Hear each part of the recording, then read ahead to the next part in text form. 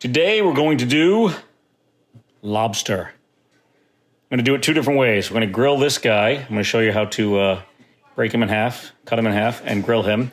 And then this guy here, we're going to steam, which is actually usually my preferred way of cooking a lobster, but I'm going to show you how to grill him as well. So lobster two ways. We've got some water in a steaming pot, and we're going to take this lobster and put it in here. This is the traditional enameled pot for steaming things. I have a much bigger one as well, but for just one lobster, I'll use this little one. You could use any steamer pot. So one lobster is going into a steam bath. This guy's getting grilled. And the first thing you have to do before you grill it is split him in half. So the most humane way and the quickest and easiest way to do it is with the chef's knife. You point it, place the point right there at the carapace where it's right down in the middle. I'm going to take this knife, I'm going to jam it down hard, cut it forward to sever the lobster in half, and then turn the lobster around and sever the other half. Now, there is no scientific evidence whatsoever that there's anything more humane or less humane than this. Killing a cattle or a hog, same process essentially. If you eat meat, this is the way it goes. If you're vegetarian, I apologize. You're probably not wanting to watch this video anyway. So here we go. You force it in. As you can see, there's some spasming that happens. It's okay, it's just spasming. You pull the knife all the way forward, sever it in half. It's just spasming going on. This animal is already dead. There's nothing that could survive that. Turn it around, and then split the rest of the lobster in half back this way. But the spasming is not anything inhumane or harsh to the animal. And there you go. That's it.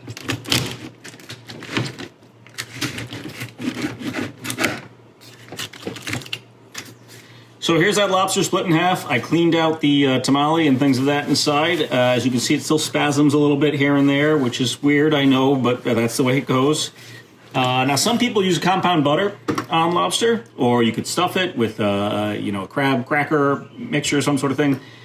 I want this to be a pure, clean lobster, so I'm just going to use a little salt.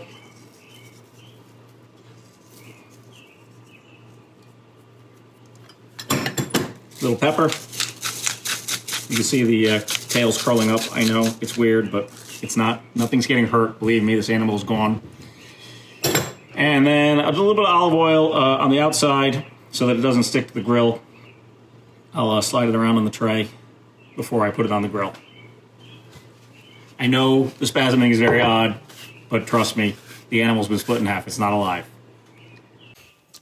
So now we start the lobster like this. I like to start it this side up so that it doesn't char the meat too much. Let it cook a little bit like this, and then I'll flip it over. So now I've flipped these over to get a nice char on the other side. And then what I'll do is I'll move the two tail ends towards the center here where there's no heat and leave the claws over the flame for a little bit longer to cook longer that way. So like I was saying, got some nice char on the lobster itself. Now, like I said, some people use compound butter or something on these. I'm going to dip this in butter, so I don't need to do that. But you can if you wanted to put some compound butter on, like you would with grilled oysters, something like that. Now I'm just going to let the two claws cook a little longer over the heat. In the meantime, there is a perfectly steamed lobster, about 10 to 12 minutes in the steamer pot. I mean, this is really my preferred way of cooking them. But if you want it grilled, I'll show you that in a second. Here you have it, lobster two ways, steamed and grilled. I've got a little drawn butter, and that's all I need, really. It's going to be delicious.